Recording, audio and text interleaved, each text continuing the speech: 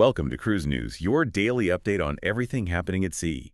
Visit cruisenews.io to see today's stories and sign up for email alerts. Today is Monday, July 13th, 2026.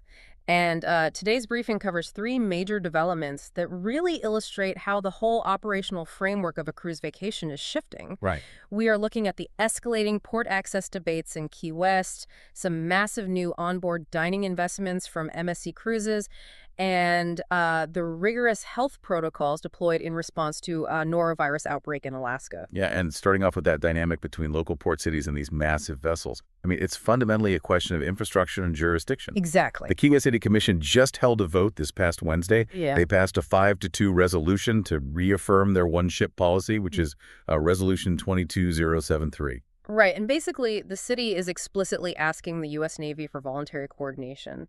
They want to limit large cruise ship activity at the Navy-owned Outer Mole Pier. And the timing of this resolution, it's tied directly to a real estate deadline, isn't it? It is, yeah. Key West currently leases the Outer Mole Pier from the Navy, but that lease expires very soon on August 3, 2026. Okay, so they're in a transitional window. Exactly. The Navy is actively seeking long-term proposals for the pier's future use, and they're specifically looking for compensation through in-kind consideration. Meaning they want infrastructure improvements or services rather than just your traditional cash lease. Right, so the city is utilizing this window to state a really firm preference. They want large ships, which the resolution defines as vessels carrying over 1,300 passengers directed away from Mallory Square and the Outer Mole. And instead routed toward the privately managed Pier B. Yeah, that's the goal. Because there is a severe logistical difference between those docking locations, and that really dictates the passenger experience for you when you visit. Oh, absolutely. When a ship docks at Pier B or Mallory Square, passengers are immediately adjacent to the downtown area. You can literally walk straight off the gangway and into Old Town Key West. Right, but the Outer Mole is entirely different. Because it is active federal property, passengers cannot legally walk through the U.S. Navy base. Right, it's secure. Yeah, so the moment a ship docks there, it necessitates this really complex shuttle or trolley operation just to move thousands of people through the facility and into the commercial district. Which instantly creates a huge traffic bottleneck in what is a very small island city. Exactly, and that geographical friction really drives the political and environmental arguments at the local level. Commissioner Sam Kaufman actually sponsored this recent resolution, citing environmental protection of the surrounding marine ecosystem. Let's look at the vote breakdown for a second. Sure, so the vote saw Kaufman, Monica Haskell, Donnie Lee, Greg Valise, and Mayor Denise Didi Henriquez voting in favor. Right, making it 5-2. Right, with Commissioners Aaron Castillo and Lisette Carey voting no. And the public engagement metrics here really demonstrate the local interest.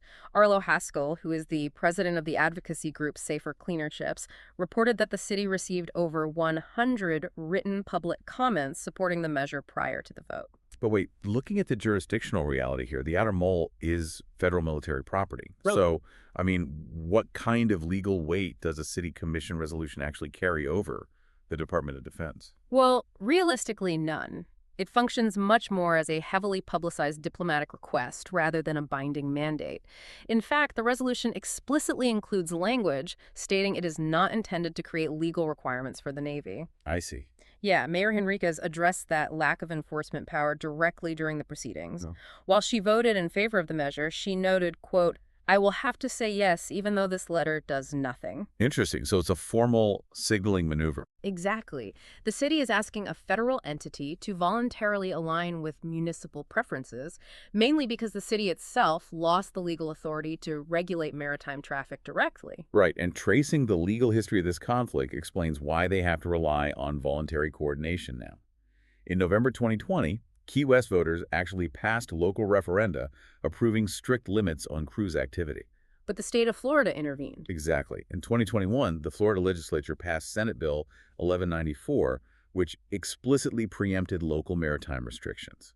So that state law effectively nullified the local referenda. Right, and in response to being overridden by the state, Key West adopted the one-ship policy in March 2022 as a proprietary dock policy. Right, which was a legal pivot. Right, it applied the restrictions only to the specific physical docks the city actually controls or leases, like Mallory Square and the Outer Mole. Well, this standoff in Key West really exposes a persistent operational vulnerability for the industry.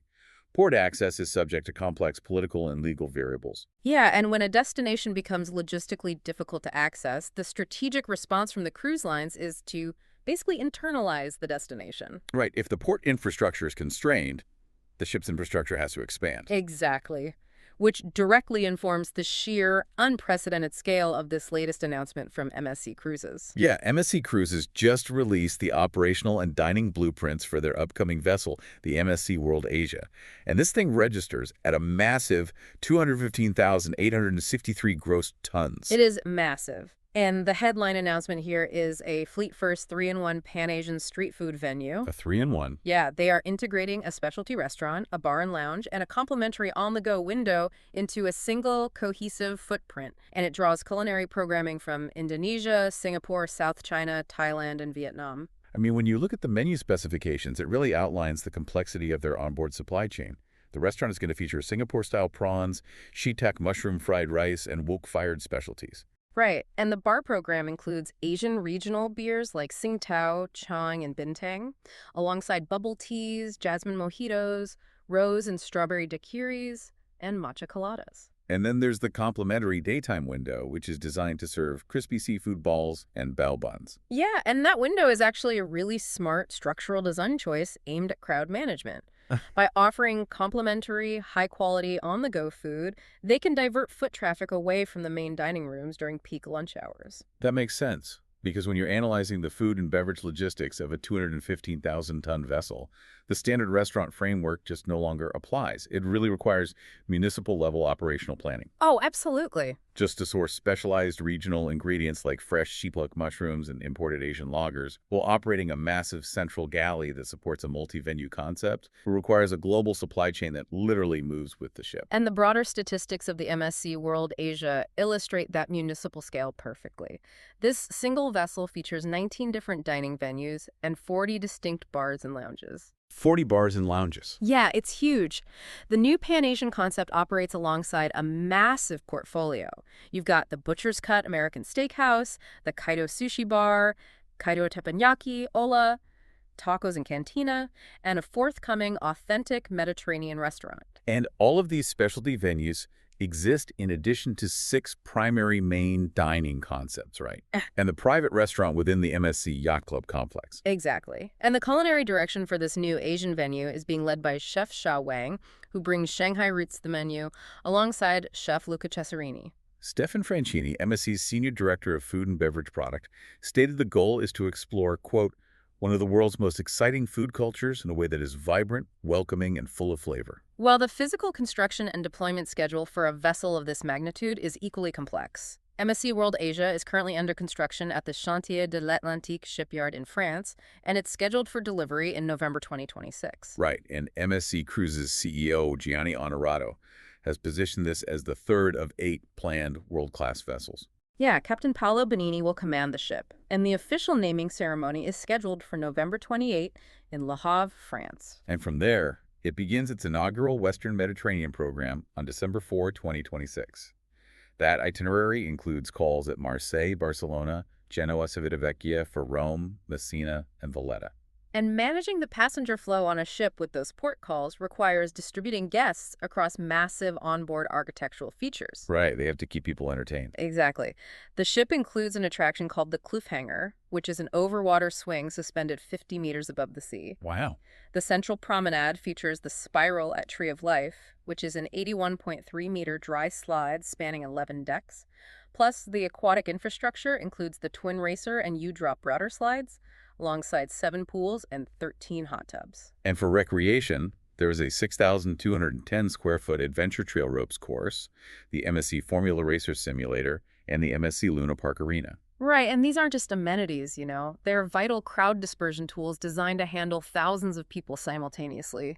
Which is a perfect pivot, because operating a self-contained floating metropolis like that requires highly regimented protocols, particularly regarding public health. Oh, absolutely. When thousands of passengers and crew share communal spaces and dining venues, any introduction of a gastrointestinal illness requires a military-grade sanitation response. And the recent CDC report detailing a norovirus outbreak aboard Princess Cruises' Ruby Princess really demonstrates how these operational protocols are executed mid-voyage. Yeah, the incident on the Ruby Princess provides a very transparent look at maritime epidemiology.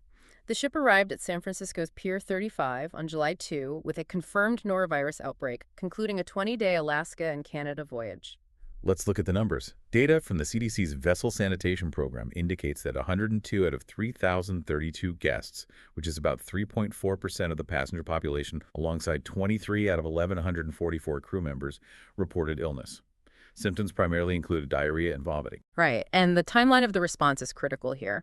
This was a summer solstice voyage that departed on June 12th, with scheduled calls in Ketchikan, Wrangell, Juneau, Skagway, and Valdez. And they didn't wait for the voyage to end to initiate mitigation, did they? No, not at all. The CDC was officially informed on June 28, but by June 15, the ship's command had already delivered letters to all passengers alerting them to the presence of gastrointestinal symptoms on board. So they were proactive. Yes, and the following 2 days, June 16 and 17, triggered a massive redeployment of labor to execute a cabin-level sanitation effort. Right, and executing a deep clean of 1,542 guest cabins while the ship is in transit is a massive logistical hurdle. Oh, definitely. To facilitate this, ship operations suspended the standard morning stateroom service, though evening turn-down continued.